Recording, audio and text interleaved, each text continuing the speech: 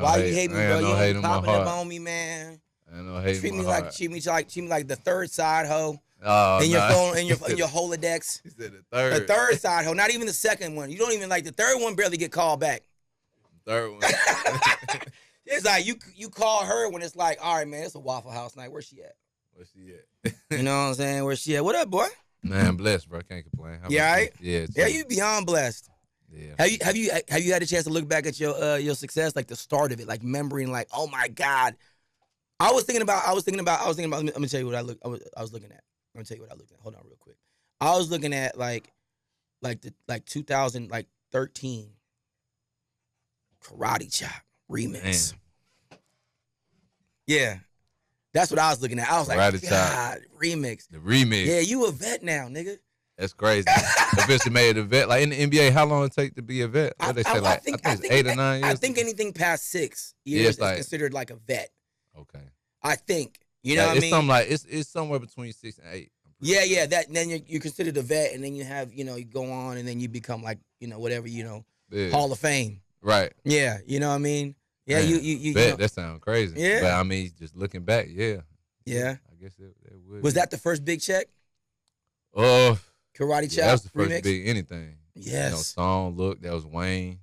You know what I'm saying? And all credit to everything he's doing now and still been doing in the past. But like just Wayne in 2012. Yeah. You know what I'm saying? So like that was huge and still is always gonna be huge for me. Still blows my mind. Yeah. Yeah. Yeah. No, I think about that kind of stuff sometimes, and I'm gonna tell you the time that I was laughing, bro. This is how I knew you had a great sense of humor. It was during like the beef drama, right? Yeah. So this is when I knew you had a great sense of humor. You DJing somewhere out of the country, and someone said that Drake, that beat, makes some music, and you started laughing. I was like, he's not taking none of this shit seriously. Nah, man. It's WWE, and I thought man. that was dope of you because I was like, okay, he gets it. It's just yeah. It's WWE, fuck, bro. exactly, man. And that's still grew up from that era of, that's what it was. Yeah. Before the internet was what it is now, to where it's like personal and fans. Everyone take yeah. You know what I'm saying? We kind of had both. I tell people, I said we did both. We were on the YouTubes. We was on the Twitters. Yeah. We was on the Instagram. But we still like the we last still in the streets. from the old school. Yeah, we did both. Yeah. Because we had both. And then it was like, okay, but then this all they got.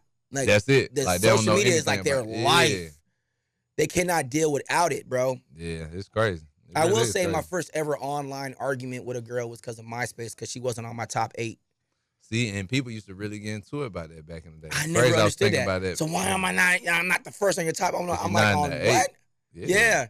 And you could see that was probably the beginning of the rewiring of the narcissism. You know what I'm saying? If you don't post me, you don't love me.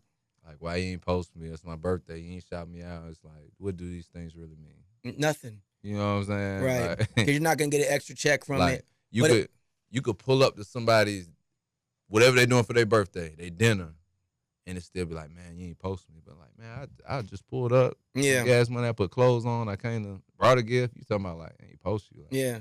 But that's just how. Attention from strangers for some reason has become way more important than it needs to be. Right. Growing up, we didn't care about strangers. Yeah. We cared about like whatever's in your community, your neighborhood, school, work, like, and that was it. Yeah. Was somebody's thinking about me way in Minnesota or London, Argentina, it's crazy. How is the game now transferred for you? Because you get there's always a beginning stage of something, right? And then it becomes to where it's like you're in high demand. Does it bother you sometimes? Like, okay, I just need a break, motherfucker. Like, back up. It don't bother me because I can't complain about it, because at the end of the day, it's what I've always prayed for. Right. So I can't complain about it. And I do get tired. I'm human like anybody else, but I do try to always still be conscious about, like, never seeming ungrateful to God for all the blessings he's bestowed upon me, or like taking them for granted. You know what I'm saying? Because it have been times where I've been just looking at the phone, just praying that it'll ring. Praying for opportunity, praying for some kind of way where I could make some to get through whatever I'm going through, so I can't complain when it's in abundance. I just, move strategically. Was the preparation for your destination hard? I always tell people he's gonna drag you through a preparation phase. Right. Right. Yeah. You gotta go through a preparation phase. Was that? Do you look at it back at that? Look at it that way now, or you're like, oh man, no, it was just painful, or do you like, no, that was just my preparation? I feel like it's two major parts to it. First, being my mother, God rest her soul, just on how she raised me up until I was out on my own. Mm-hmm. So I feel like she laid the groundwork with everything there for me to just be ready for whatever. And then all the other preparation when I started maneuvering, like through studios and through the streets and, eventually the industry and all that, I feel like all of that preparation was, I guess, preparation without even knowing it. Right. It's like you grinding for something, but at the same time, you're building attributes and other things. And you're building durability. Right. You're building durability. You're building like the strength to hold on to when the drama does really come. You're like, oh, I got this. Right. Because I went through way worse than that. Way worse. Like, you know what I'm saying? So anything else is like, and I only speak on this a lot. Well, sometimes now, I used to not want to speak on it before, but speak on just dealing with my mom passing and everything, because I know that could offer insight and inspiration and hope for other people. Because you've become that now. Yeah. You're no longer the homie that we was at, hey man, we at Mansion. I got the dirty girls over here at Club Miami. Yeah. For obsessions and shit, bro. The golden days. The golden days. Damn. Yeah, ET got that. This ain't that no more. Nah. Now you are you're someone's reason for why they're doing something. Right. And this is like the same conversation I've had with a lot of artists before, which is like, you don't understand, like when the artist speaks up about things, even if they don't like what they want to talk about, it's coming from you. And it matters that it comes from you, because if it comes from me, I have to talk about this shit. It's what I do for a living. So it might just sound like preaching. It sounds like preaching, or it's coming from the horse's ass. I'd rather it come from the horse's mouth. Right. So when you say, okay, I didn't feel like it before, but now I get that I have to talk about it now. I used to want to avoid it all the time. Yeah. I used to go in interviews and things, be like, yo, just don't bring this up. Yeah. Or this or that. And it's not to act like it didn't happen. It was just, it's something I can't even put into words, bro, especially if you ain't been through it. It's just like, for many reasons, but I just, more people started to come up to me and tell me about their situation, or how, even not without me speaking on it, but like how it move, and like, okay, my mom passing, but still being able to put out heroes and Spider-Man. Yes. Keep going. And how many people that came up to me like, yo, I lost my dad, I lost my mom, and one of the main reasons I could keep going is I see, you know what I'm saying, what you be doing. So like, and I feel them, because even when my mom passed, man, I remember I spent so much time just Googling and looking up like other successful people, or just people that have prospered through something. Trying to figure out how to get through it. Yeah, just figuring out, like, just want to see more examples as possible, because at that point you just feel like it's over. Yeah. Like, you know what I'm saying? There's nothing else to live for. There's nothing else to, how could I possibly not get past, because you'll never get past it, but how could I possibly like get through this moment and live for something else? Yeah, because you're sitting there looking at it like, this is not exactly what this is not what I prayed for. Yeah, you know what I mean. And then when that moment has happened, when that happened with your mother, you're looking at it going, okay, wait, what did I do so wrong to deserve this? Yeah, all the time. And then the other aspect of it is, you've already kind of like, you're talking about 2013 was the breakout boom.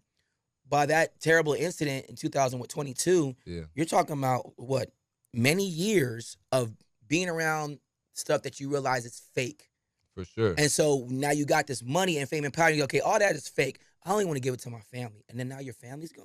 Yeah, it's hard, bro. And then even after her passing, like every great moment I would have, like, okay, heroes and that success. Yes. And the success of the Coachella show, and then the success of this and the symphony show, and just so many other milestones. It's just like, it's great. I'm grateful for it. I'm not ungrateful at all. Right. But it just reminds you, like, damn, like, I'm supposed to be sharing this moment with you. Mm-hmm. I'm supposed to be, and it kind of brings me down a little bit again. Do you ever believe in that thing where they say, sometimes when someone passes in your life, it's because you're supposed to give the birth to their spirit again with someone else?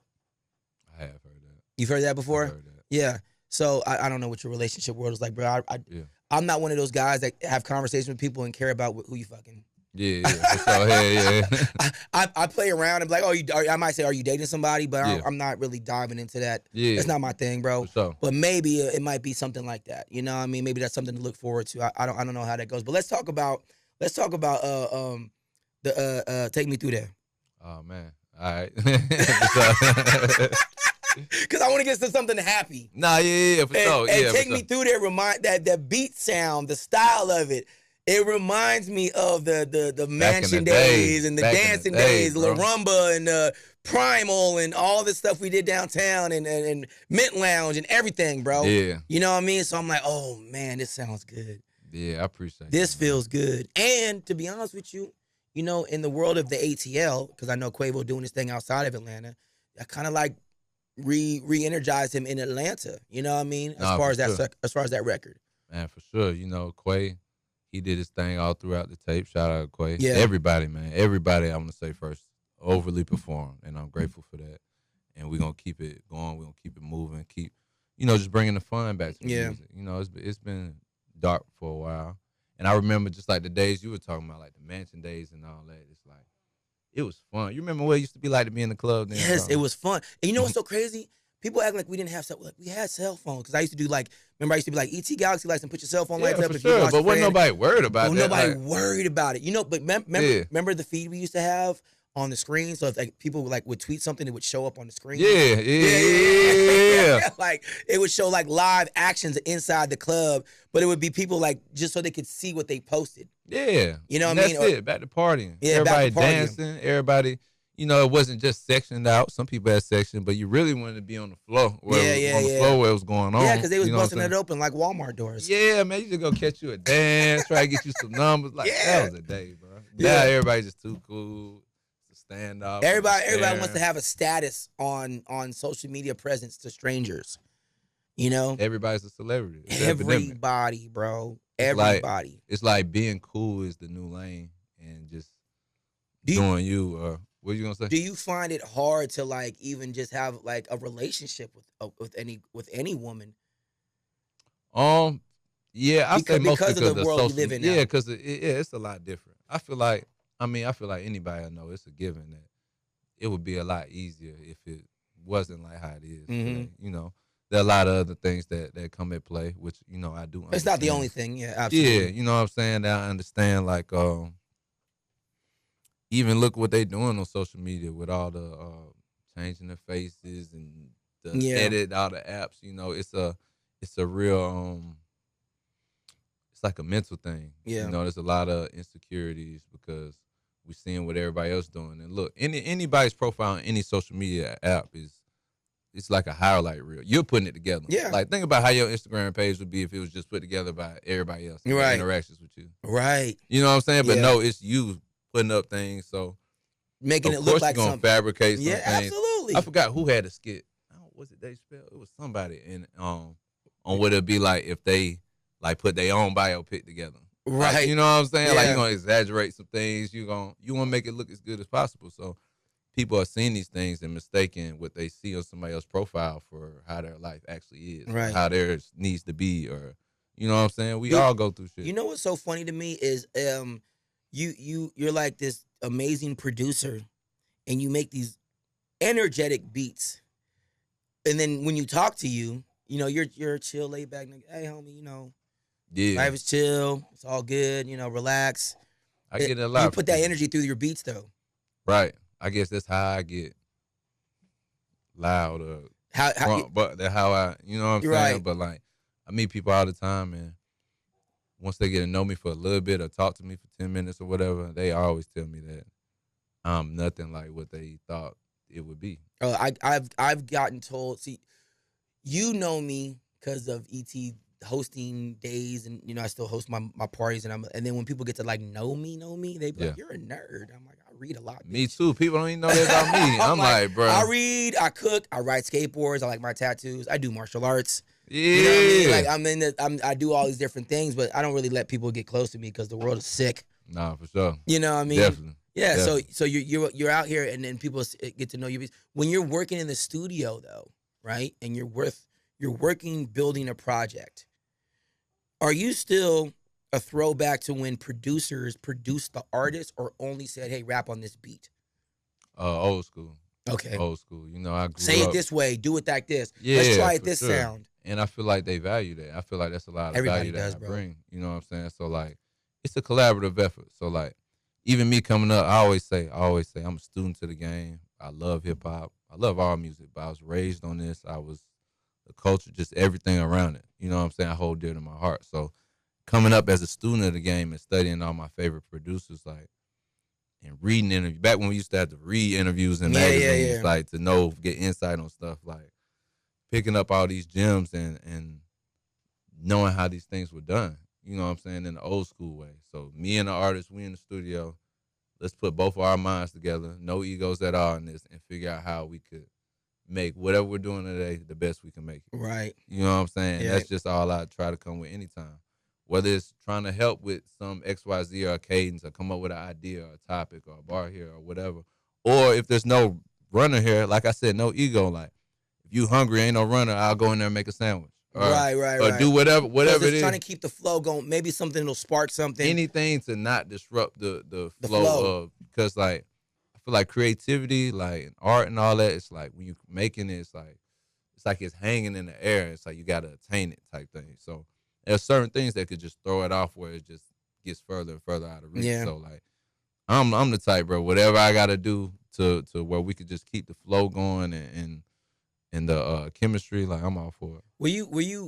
Was there inspiration when you heard about Jermaine Dupri doing his thing and you were like, I'm gonna watch what I do? I said, you know what, that's pretty dope, but I'm gonna do this version. Man, it's crazy. It wasn't more so him doing the thing. Shout out to JD. It was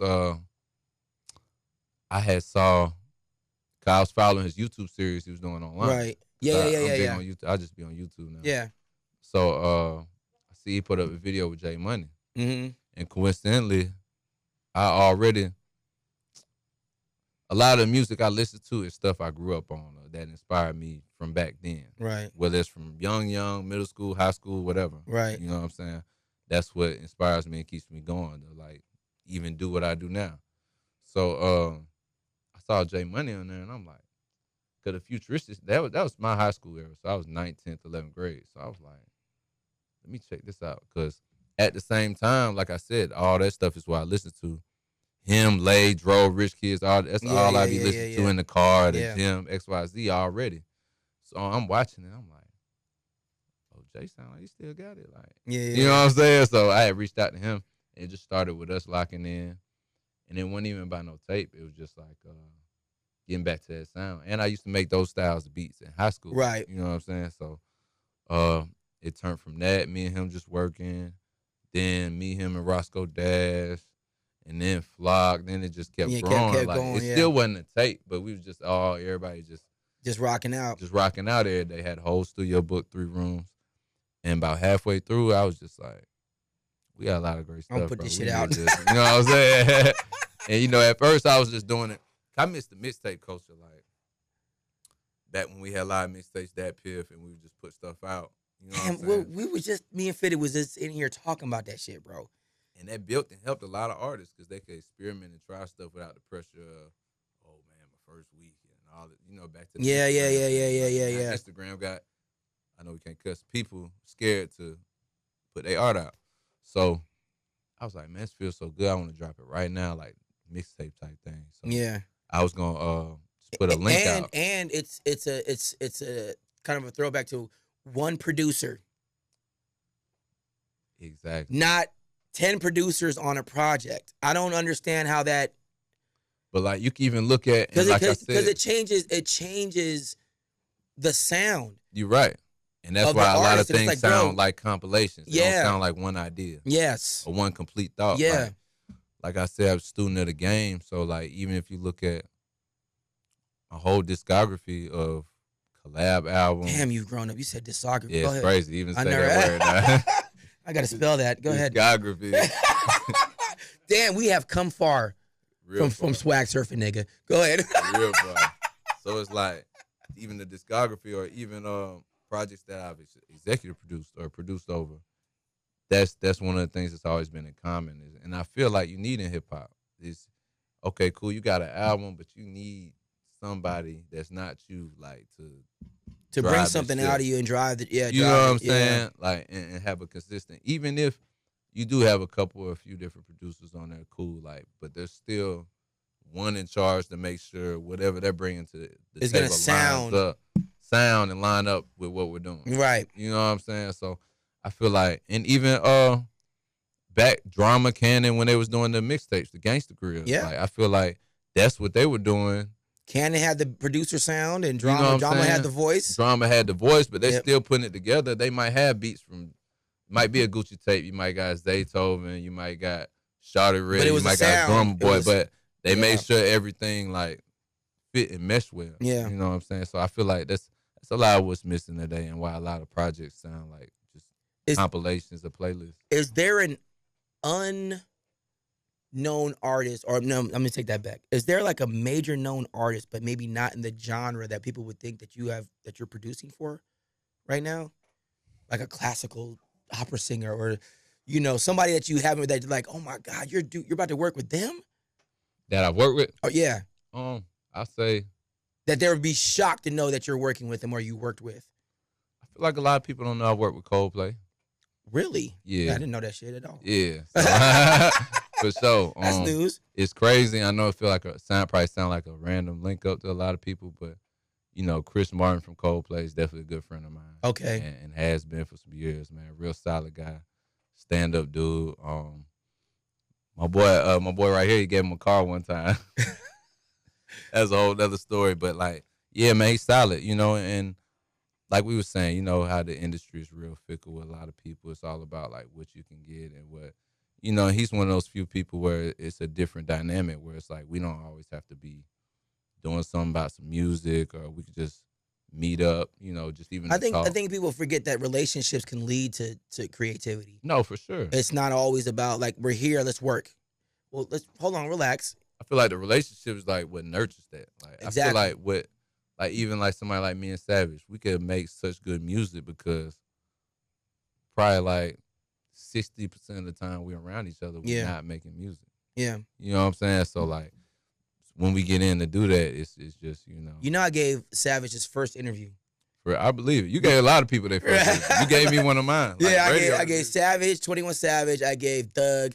And when I was interviewing Megan Thee Stallion in Atlanta, and then when I was interviewing 21, it was because he had the online hype in like 2015 or 16. Yeah. But it was only with the high schools. Yeah. Right? Because this is kind of like when Mansion was still doing well, but it wasn't like it used to be. It was like the start of the decline. It was the start of the decline, right? Yeah. And so he had a lot of people that used to download him online in these high schools, but used to wear the Jason mask. Yeah. So everyone thought he was this insane dude.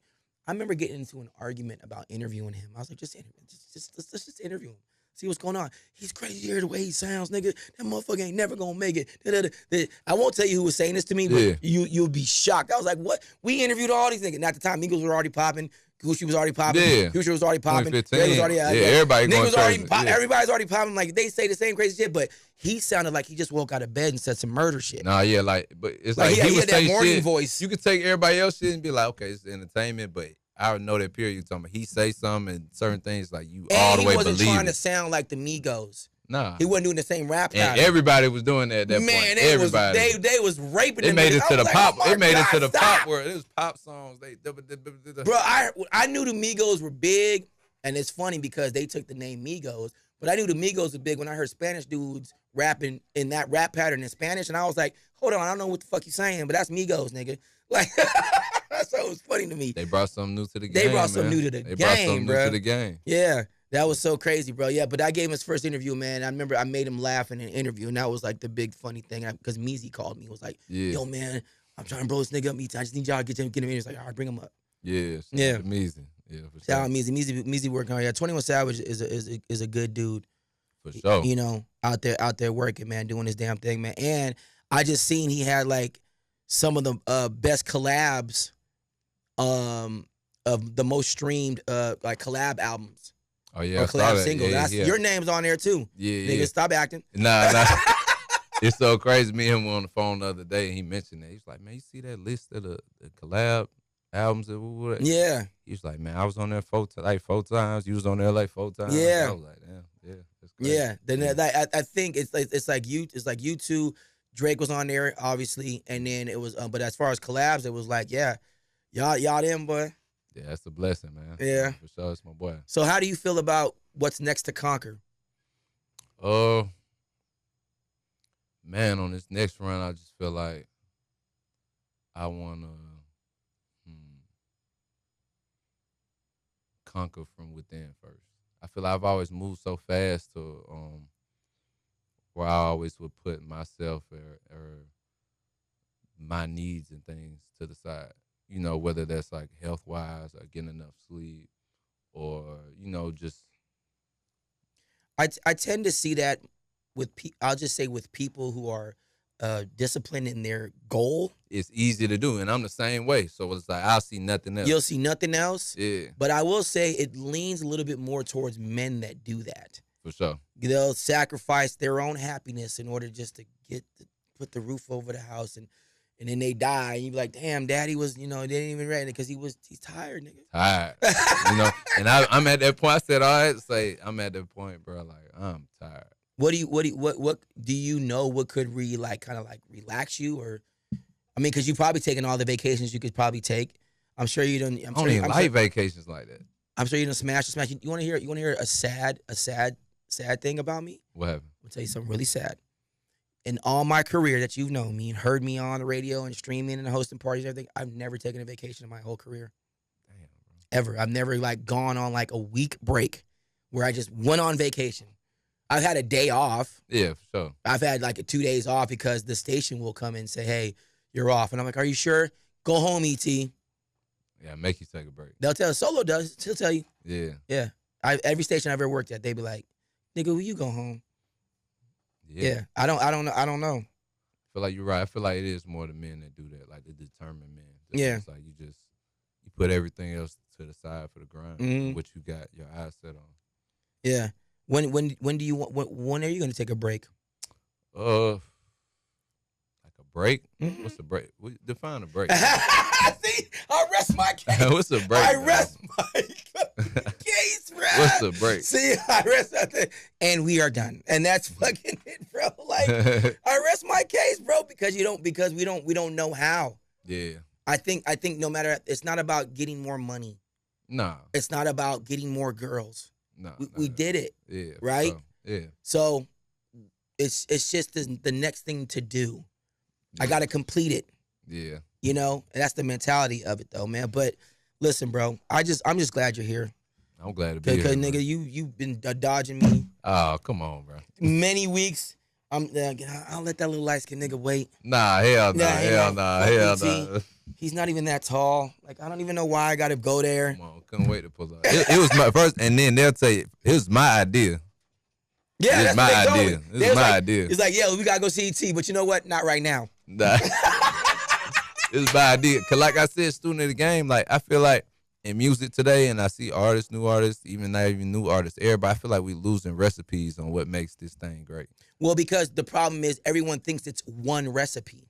Yeah. They don't know you gotta have a little bit of that, a little bit right, of this. like it's one recipe. Oh, this is the standard. Like when I remember oh man, satellite radio is gonna take over regular radio. Didn't happen. Oh my God, everyone can stream around the world, so no, this is gonna happen to this. Didn't happen. Oh my God, TV's gonna go away because of this. Didn't happen. Right. Oh my God, no one's gonna go to the movies anymore. Guess what? When the movies open back up, what happened? Back in the movies, it didn't happen. Everyone's going to be doing everything, but it's all good, bro. I just want to say, I could talk your head off, but we're in the podcast conversation right now. Podcast. Yeah. That's cool with me. It's 30 minutes. Yeah, I got you, bro. They letting me know right now. They wrap it up. Yeah, you better wrap it up. Quit talking, nigga. All right.